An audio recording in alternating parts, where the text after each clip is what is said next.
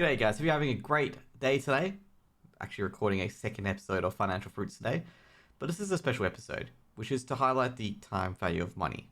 So the time value of money, generally people think of it as the future value of money. So you want a certain return over a period of time. You know, it's generally FE equals I think it's PV times, let's say, rate of return generally is the future value of a product. But we're not going to talk about that today.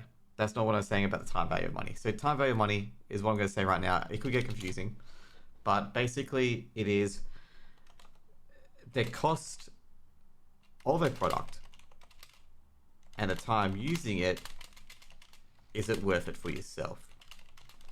Now, you may be thinking in a lot of different facets, and those facets are probably correct. So let's say, for example, that you buy a computer game for $50 and you play it for 30 minutes and never touch it again. Was it worth it to you? Now, that's what I'm referring to as the time value of money.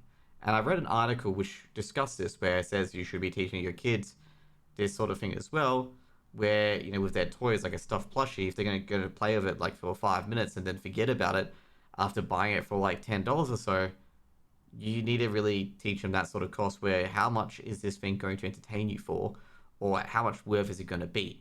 Now, we've already used the easy example of a computer game. Now, a lot of people do play MMOs and stuff like that as well, that do cost, you know, money to subscribe or money to purchase overall. And, you know, for example, for myself, because I am an MMO streamer, New World, for example, was roughly a $60 game for me. And I played about 1K hours of it. Was it worth it? Towards the end, it sucked. Sorry, towards the end. But I enjoyed it before that. So let's say I enjoyed about 500 hours of it. So pretty much for that $60, basically every like 75 cents or 50 cents, you know, every hour I got of it, I enjoyed it. Okay.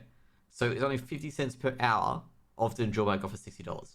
Now, of course, that gets different as you add subscription fees and stuff like that, and microtransactions and stuff like that in there as well. But that's just an idea. Okay. So basically, is it worth it? Now, other things as well, there can be things that are not just quantitative, but qualitative. Okay, so let's think about this one. So your mental sucks, okay? Your mental sucks, and you want to go see a psychiatrist or whatever, a psychologist, and they charge $270. So they help you out significantly, and you work on yourself to be able to go back to work. Is that $270 worth it for an hour session? Essentially, overall, this is all very, very subjective, as you guys have figured out by now.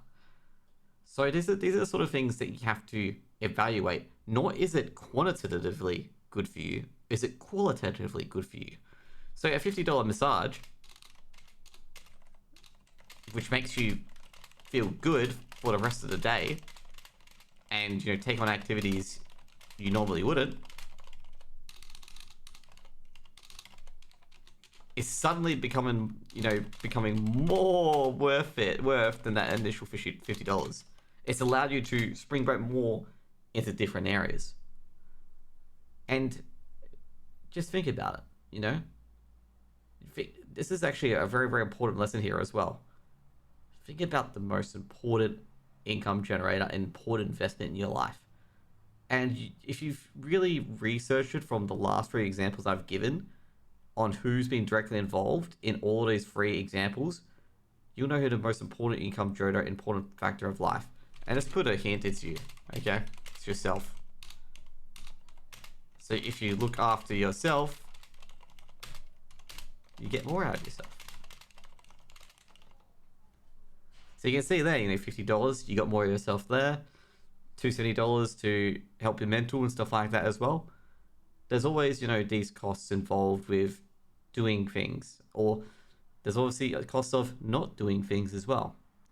Now, the main lesson I want you guys to get out today is the time value of money. is that when you evaluate or purchase a product or anything like that, realistically evaluate like how long will you be playing that product for. Are your friends going to be involved with it as well? Is it going to be a connecting experience? Will you enjoy it? Like, are you just going to drop it like a drop of a hat like 30 minutes later? And is it good for you? Like, basically, are you going to enjoy it? Some people actually lock themselves in things they don't enjoy because they feel obligated to be there when they don't have to be. Now, at the end of the day, the time value of money can be measured, but it's only a qualitative and quantitative analysis as well. You can measure like you get $1 a day compared to getting $500, earlier. What is better, getting $500 up front or $1 a day for the rest of your life? Those examples. And a lot of people pick this one here depending on the outcome. But the funny thing is, you can actually pick this one and invest it for a bit more, and you get more than $1 a day. Eventually, you can replicate it. But those are the things you should conflate in a qualitative manner, where how are you going to potentially earn the income or pursue the things that you want to pursue. It's not always a financial thing as well. At the end of the day, if you're achieving your life's goal or spiritual goal that you feel with the money that you're spending, then it's also a big win as well. Because life ain't all about money, okay? But money can also dictate how you can live your life as well. And some people are tied up by the fact that they have to earn a certain amount of income, that they may not be able to do their passion products, and vice versa. Or they want to be getting enough income so they can live a bit later in their passion projects and stuff like that as well. I know a lot of people who are leading companies and businesses that they want to move on. They are able to move on into a different passion quite seamlessly, and that's kind of the price of freedom at times. Is that sorry, not price, but the advantage of freedom. So getting financially free is that you can go and do other things as well. Sometimes you are blessed with the time that you have, and you should make the most use of the time that you have as well, in the basis that's worth it for you. So people who are telling you, that you're not using your time very effectively and stuff like that, they're generally judging your time spent in their lens, not your lens. You could be thinking it is amazing. They could be thinking it sucks. I'll give you one example, okay? One person felt I am wasting my time with casting. I didn't, because I enjoyed it. See that? That's pretty much it. That's pretty much the message. Is that when other people say it sucks and it's a waste of your time, if you don't think it's a waste of time and you don't think and you think it's really, really good for you, keep doing it, okay? Now, there's obviously other things that, should be considered where, things like you should probably stop doing it and stuff like that. And that goes into addiction and a lot of the negative aspects as well of life. And those are evaluated by their own kind of merits as well, where, short term it's good, long term it's really, really bad for you. And, you should consider that as well. It's all considered a time value of money, where in the short term you may have found it fun, but down the track it's going to be a long road to hell as well. And that's, that's addiction in a nutshell. But I won't get into that. I just want to leave you with this concept, is that basically in life, good decisions for yourself and good financial, qualitative and quantitative decisions will lead you to happiness, not worrying, and being generally carefree.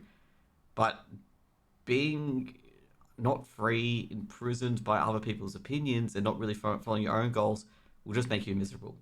Anyways, guys, have a great day. See you guys later.